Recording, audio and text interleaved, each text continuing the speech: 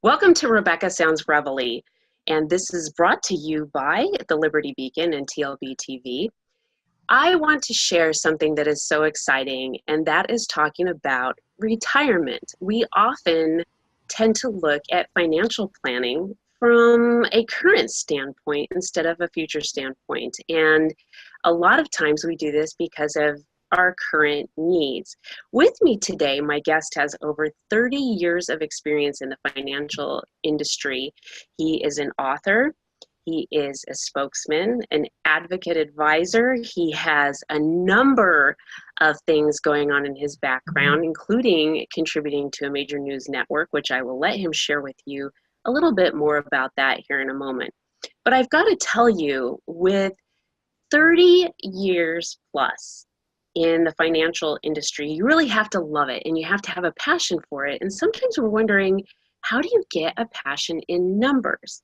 Well, my guest is going to share that with us today. In addition to that, I want to really tell you how excited I am about his new book, which just came out on the 12th of December in 2017.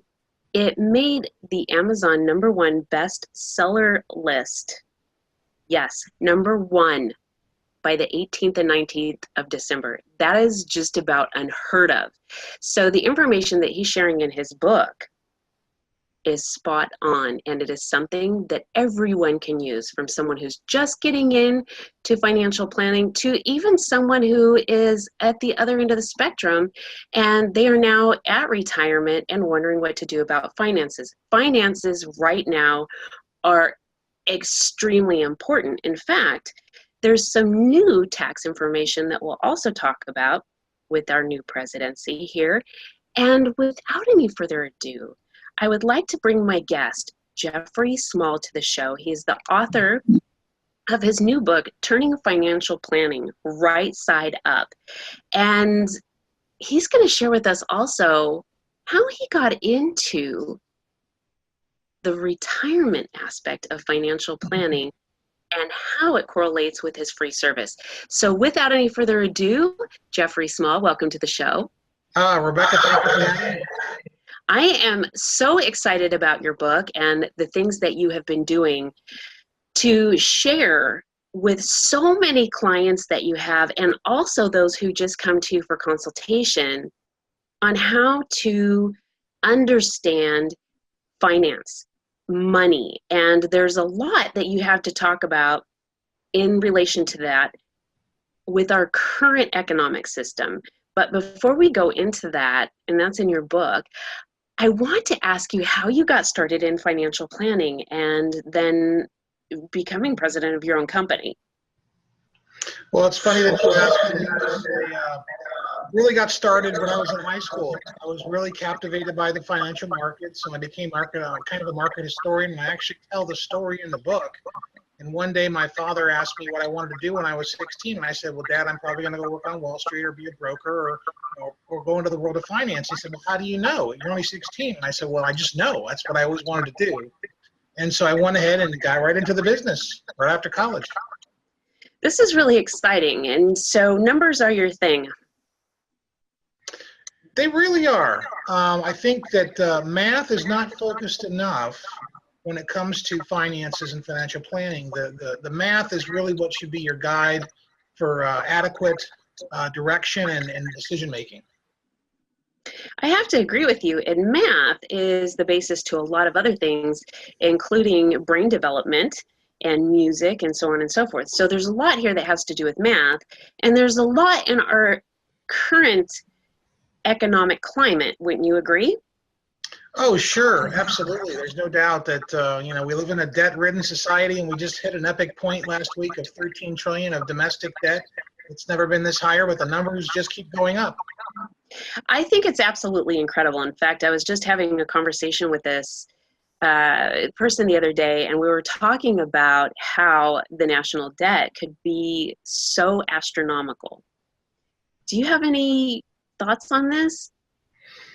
Well, we're codependent on debt, Rebecca. And so if debt doesn't expand, the economy really kind of implodes. And there's really three ways to grow an economy. You can increase the labor force, which means we increase employment across the board. So the country as a whole is working, a greater degree of the country is working, and that's increasing. Or the government spends more money, and we tried that, and that doesn't work. Or we can increase credit. And that's what they've done. And so that's where we are today. And does a lot of this stem from the 2008 sort of real estate boom, excuse me? It really does. You know, in 2005 or 6, one of our pets could have got a mortgage. Money was that easy to borrow. And so they reinflated the debt bubble again by way of allowing corporations after the 2009 meltdown to borrow as much money as they want. So now we have corporate leverage back to where it was prior to 2008. Okay, so this is huge because if we have that level going back now, and in your book you talk about history repeating itself, shouldn't we expect that there's going to be a huge amount of economic challenge that we're going to see here relatively soon? Well, I think so. And I think what you were alluding to in the book before was something called quantitative easing. And when the federal government, the central bank, the Federal Reserve Bank of our country, or central banking system head, really came in and bought $4.5 trillion of United States Treasuries and mortgage-backed securities from March of 2009 to October of 2014. And so that kind of reinflated the markets. And so that's been happening in Europe as well as Japan, where we have this, what I would call socialized economics. And now they're reversing course, the Fed is. They stopped buying debt. They gave that money to the government, so the government would spend, and that kind of lifted up asset prices again in stocks and in real estate. But now they're selling off that debt. And that's never happened before, where we're selling $10 billion a month of that debt that they purchased till they get to $50 billion by, let's say, May or June.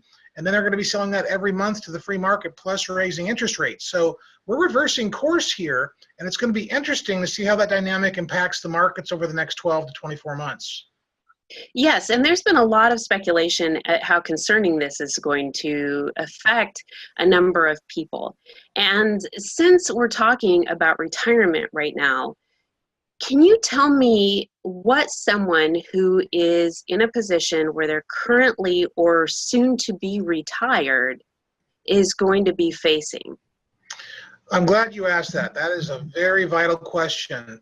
And so I'm going to give you the best answer, of course, based on math.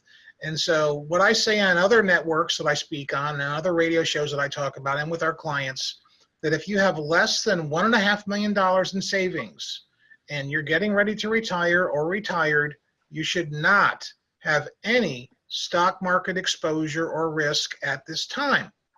If you have more than $2.5 or $3 million, the math says you can have $1 million at risk, be safe with the difference, and take a punch in the nose if the market drops. But if you have less than $1.5 million, and most of us do, you should have zero risk at this time. You know, that's an interesting thing to hear and also to have read, because there's so many people saying, put your money in stocks. And then you have people who are not knowledgeable and they are trying to invest something so that they have a nest egg. And what you share in your book is basically when you're planning for retirement, that's what the income that you have coming in to maintain your current lifestyle.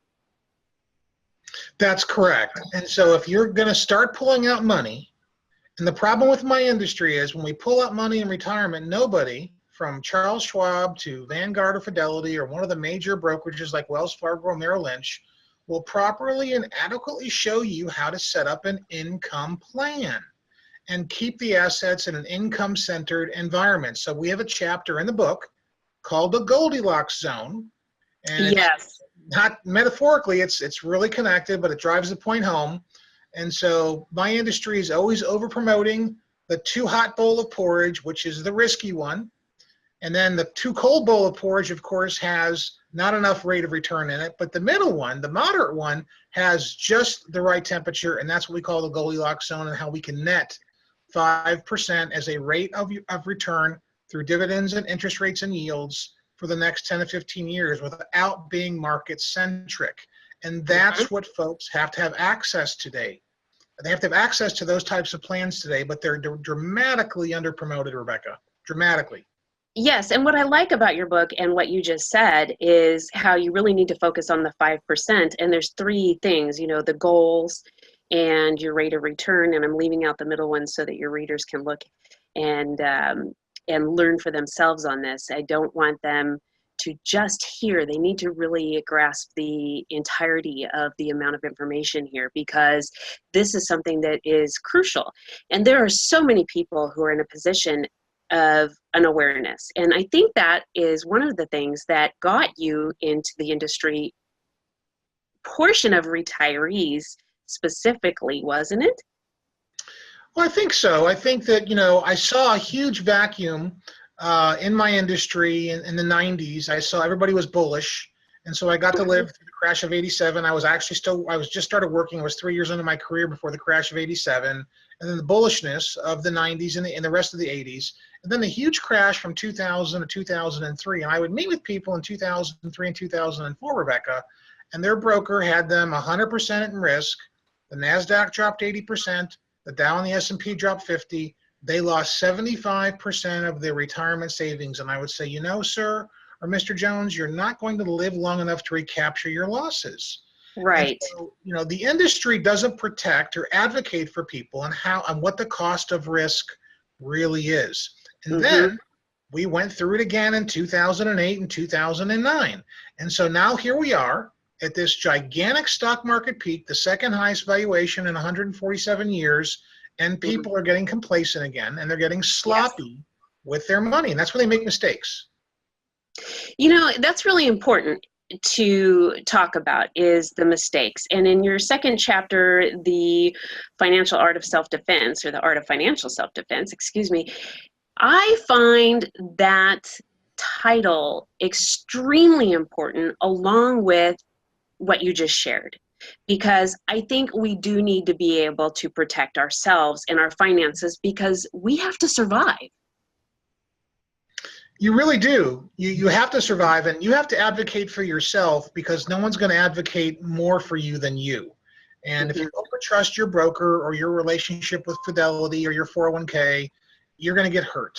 And so you've got to understand, first of all, in that chapter, it tells us what the cost of risk is and how to calculate your net rate of return going forward, and how to make sure your net rate of return stays higher than 5%. So illustratively, it shows you that.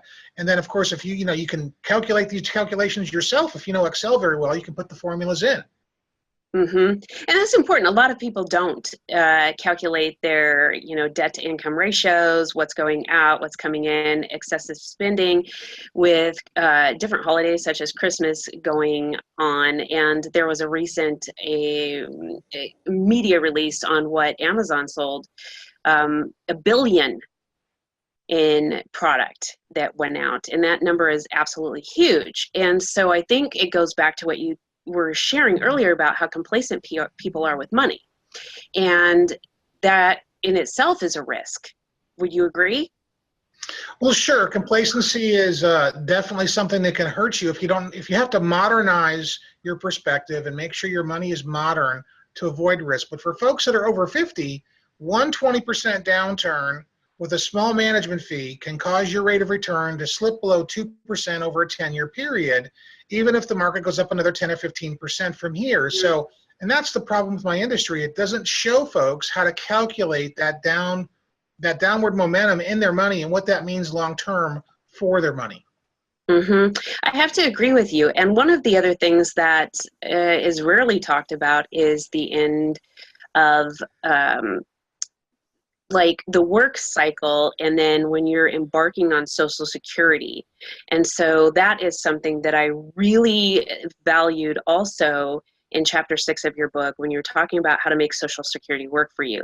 And so is there a preparation period that people need to begin to start thinking about that transition from either work-related pensions and retirements, or no pensions and retirements, and then moving or transitioning and adding on to Social Security, or having that added on? That's a really good point. I think that the earlier the better, Rebecca, that you can start planning to maximize all the various sources of retirement income, including Social Security, pension, no pension, withdrawals from 401ks or other assets or whatever your income sources are going to be. They all have to work in concert together. You can't micromanage those decisions. So you have to create what I call a macro or big picture model to see how the money's going to flow, or have an advisor do that for you. But we talk about that in the book. I love it. I absolutely love it. And, you know, there's so much information out there and so many different resources and a lot of people claiming to be experts. I'm going to tell you, though, the information that I see with what I have not only read and what the market indicates based on having, you know, being a bestseller already after just a few days, not even a week, have been published this is incredible. And you provide a lot of different types of services in the financial realm. Can you share with the audience some of them? Well, I think that for the audience specifically, Rebecca, I think that, you know, they really, if you're going to work with an advisor, rule number one is you want to work with a fiduciary. A fiduciary is required by law to put your needs ahead of their own. And so they're not product centric, and they're going to educate you on what your options are and give you choices. And then they'll give you the tools for navigation, and you can choose the course. And so that's what we do. So since I've been doing these media appearances around the country, I've been getting calls from other areas for folks that want to work with me from the West Coast, East Coast, Mid-Atlantic, et cetera, et cetera. And so you want to make sure you work with a fiduciary, and you work with somebody who will show you how to coordinate the most output on your resources. How do you get the most output out of your resources? Not the most growth, but the most output. Because the one dynamic that will change your quality of life in retirement is not that if you double or triple or quadruple your savings, but if you lost half of it. And so just by making sure we can net that 5% across the board, we're never going to have a financial problem, no matter what your size or shape is financially. I love it. I love it. The magic number is 5%, and most people would not even think about that. In fact, a lot of times you hear 10%, and that's usually on what people perceive as the negative spectrum, right, for taxes and such. But 10% seems to be the common denominator of even giving and so on and so forth. And these numbers are significant to remember when you're doing planning, because you really want to have a good base to go by. Because if it's more than 5%, then bonus, right? Well, that's gravy if it's more than 5%. Yes, but realistic, which is a SMART goal, the acronym SMART, it is something that I think is realistic. The 5%, it's in the SMART goal. It's specific, it's measurable, you know, actionable, realistic, timely, all of those things. I'm pretty impressed with this. Let me ask you a question, though, because I know that there's a lot of people who have lost a lot due to the economy a few years back. They are now at retirement side of life, and they're wanting to go ahead and get involved with doing something that can maintain the lifestyle that they've been able to achieve at this point in time. And yet their funds now are very, very different than what they were before. Can those who are in what we call a fixed income status able to utilize and get involved into a return, a 5% return on their income? Well, money's not infinite. And so for somebody that has a limited amount of savings that wants to harvest income from that savings, they have the option of either withdrawing whatever that account is earning. And let's say if it's earning 5%, 200,000 in an IRA is going to pull out about 10,000 a year. If they want to withdraw more than that, they can. But the reality is then they're going to be eating into their principal and what we call the chicken versus the egg. So we just want to eat the eggs and not the chicken, because the chicken is the principal. And so you want to eat your eggs. And so you have to become income centric. Can you accelerate the percentage of consumption in your 60s? Sure. That's logical because you want more income in your 60s because your 60s are your go-go years. Right. Your 70s, you kind of go into the slow-go years, and the 80s can be the no-go years. So generally in our 60s, we like to create as much income as possible. But what's acceptable today is in the rest of the world, and Morningstar and Fidelity and the rest of these big firms tell you can only pull out about 2.5% of your portfolio if you want to have some money left. And so what we say is, no, that's incorrect. You can pull out 5. We can pull out 5% a year, keep the chicken intact, and just eat the eggs. And that's double what everybody else is saying. If you become fixed income centric and you don't utilize things like mutual funds and ETFs. Now, what you do utilize, I'm not going to share with you today, but it's in the book, in the chapter called The Goldilocks Zone. And that bowl of porridge is just right. I love it. I absolutely love it. Okay, I want to shift a little bit to the current issue regarding what you call Trump bump and going over what could be happening with this new, what they call tax reform or tax cut. Okay. Well, we had, never in the history of 147 years has the market gone straight up for 12 months or the Dow risen 5,000 points. So we've set 85 plus stock market records in history. And I didn't get the memo November 8th of last year in 2016 that the stock market was going to go crazy, and really nobody else did. But the insiders at Wall Street decided that there was going to be a big Trump bump. And so they started buying the infrastructure stocks and some banking stocks and some material stocks because they thought that they were going to be an emphasis on building the infrastructure of the country because President Trump is pro-growth and pro-business. But then what ended up happening was the psychology of our economy went crazy from Main Street to Wall Street, and consumer sentiment hit a 17-year high, and actually a 14-year high, in January of the beginning of this year. And so that's because of a pro-growth president, not a politician who wants to spend other people's money, but a president who wants to utilize the power of our economy and build our economy as opposed to spending it other people's money. This is fantastic. In fact, that will have a direct correlation on the retirement arena itself, as well as a number of other areas that are going to directly affect individual households. Well, it's had a huge impact already on the market. The market's increased by over $5 trillion. And so real estate is spiking as well. So asset prices are increasing, which helps the economy for the most part. But things like pension funds and retirement accounts are definitely going to benefit in a substantial sense.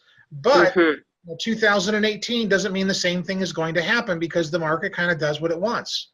Doesn't always go up. Sometimes it goes down. Okay, so that was going to kind of be a prelude to my next question, because we're talking about history repeating itself and what is kind of being set up now like 2008. And I'm wondering, with the way that things have been going, is it possible to prevent another crash like that? It's not really possible to prevent the crash, but the little things that the average Joe citizen does not see that goes on in the stock market today is that about 40% of all stock market buys are what we call corporate stock buybacks. It's when a big company like a Home Depot or a Disney or an Apple decides to buy back billions of dollars of their own shares. And so this has been happening since March of 2010, 2009. They've been buying $50 billion a month on average. And so when that buying dries up, we're going to have a problem. In other words, the market's going to kind of hit the wall. And without any buyers, we know what happens because it's an auction market. Without any buyers, to sell, you got to drop the price. And so there'll be downside pressure on the market because, we got about 12 to 24 months before the buybacks kind of tail off because interest rates are rising and the Fed has reversed its course and policies. Okay, this is really interesting. What came to my mind as you were talking about this was the merger sort of with Google and Walmart to compete a bit against Amazon. And I'm wondering how that all comes into play as well. Well, Amazon is a great growth story that works on a very thin margin. And so unfortunately we had more store closings this year than we've had since 2008. And I chronicle all the store closings in my book starting in 2000 and what it means for retail and what it means for the internet. And the reality is that more people would rather buy online than go to the store. And so we're going to see, more shops close, unfortunately, over time. But as far as the size of Walmart versus Amazon goes, Walmart's got 6 times the sales in stores that Amazon has over the internet. And so once Walmart can figure out how to really rev up their internet component like Amazon, it's going to give them a really good run for the money. This is really interesting because this is a direct impact on consumers, and there's so much that we don't tend to think about. A lot of times we just kind of look at what's the cheapest, what's the most convenient, and really don't think about the impact either on a local economic system or even on a national one. So this is really quite interesting. I'm really impressed, again, with what you have to share in your book. And you also have a white paper that our audience can check out online as well. Can you talk to us a little bit about that? Sure, absolutely. My book has a website called financialplanningrightsideup.com. And there is a white paper that talks about retirement planning and the three pivots that every retiree or pre-retiree must make today. You can download the white paper for free on my website, and you can also read a few pages from the book at the book's website, financialplanningrightsideup.com. And, this is really very fascinating when I think about the totality of everything that you've shared, and you've made it very, very succinct. And a lot of people, when it comes to money, they're, number one, apprehensive about looking at numbers, but number two, when it comes to understanding it, and they're thinking about how much they're going to have to read to really get through to figure out what their ability is to calculate their own finances, is very fear-based, right? And you've made it just so succinct. Well, I don't think it needs to be very complicated. Folks need to either get expansion of their money, but not contraction. It's just that simple. And there's certain ways to do that, whether you're going to consume some of it for income or you're going to allow yourself to grow it. No matter what, you've got to make sure that you net 5%. But staying in the stock market long term is not going to be the answer if you ride the next downturn down to its lowest point. That makes a lot of sense. And you also offer consultation services. You mentioned earlier in the show you've got people from the West Coast and so on. You're in the Florida area, correct? I'm in Florida, but we are a national firm, and we work with folks from all over the country, even folks that I don't even meet. We just do business over the phone, or we have a go-to meeting online, and we go through their numbers and build models together from their office to my office. And so you do offer consultations at no charge to those that are interested in learning a little bit more and possibly becoming clients. That's correct. We do not charge a fee for our service, but we will educate you, and you will be smarter by working with us under, of course, no obligation, but we'll be more than happy to give you the keys to the kingdom on whatever your situation is. I think that this is absolutely fantastic. Now, you mentioned a lot of media appearances. Talk to me about your major media contributions. Well, I was just on CNBC Global 2 weeks ago, so I'm global now. So everybody's seen me all over the world. I was working with Christine Tan from the Singapore desk. She was the commentator that night. But I've been on Fox Business with Cavuto and Varney on Fox News, back and forth. And so they're a lot of fun to work with. And then I do about 20 media appearances a month. I've also been on Newsmax TV and a number of other shows as well, promoting my book and talking about the markets. Over the last 2 years, collectively, I've made about 60 media appearances. And you write as well? I do. I am a Fox News contributor, and a Fox Business News contributor, and I do write commentary for Fox on a weekly basis. So for all of you who are watching, the background, the experience, and the knowledge that Jeff has is absolutely amazing. And you can see and hear just from talking and reading his book how much value there is in obtaining a copy. And also watching his other appearances, you're going to gain a lot of insight. But aside from that, there's an opportunity for you to look at your own situation and contact Arbor and find out what's the basis of where you're at now, where you want to be, and how to get there. I mean, this is something that I think is absolutely crucial for everyone. And with what Jeff indicated, that's coming foreseeably, what the math shows us, and based on history repeating itself, I think this is a perfect opportunity to really get ourselves in a position to have a return or a net income that not only allows us to maintain our current lifestyle, but allows us to better it. And I am absolutely delighted, Jeff, to have you on the show. Would you please give the audience your information so that they can get a copy of your book, they can also contact your firm, and anything else that would really allow our audience to have the tools that they need to get moving in the right direction? Sure. The biggest thing right now for your audience, Rebecca, is to make sure that the time to get out of the stock market is when the market's going up and the market's making money, not when the correction starts. And the market sentiment and psychology could turn overnight 360 degrees. And so right now, if you're in that category, we've got less than $1.5 million in savings. You don't really want to have any exposure. If you don't know what you should do, you can contact us direct at our website, Arbor, ARBOR, financial.com, or you can go directly to the book website as well at financial planning rightsideUp.com. I'll be more than happy to have a phone consultation with you and address the concerns that you might have regarding your situation.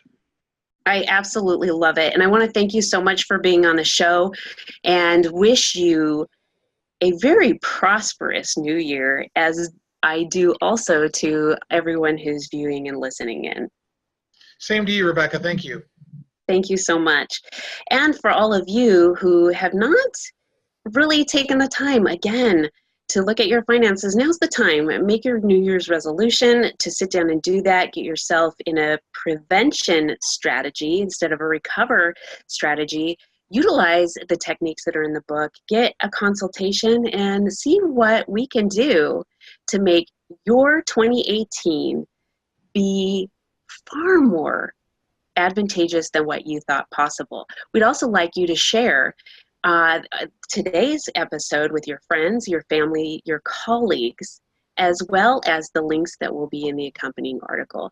Thank you so much for tuning in today. We do appreciate you every week and all that you do when you're sharing our information.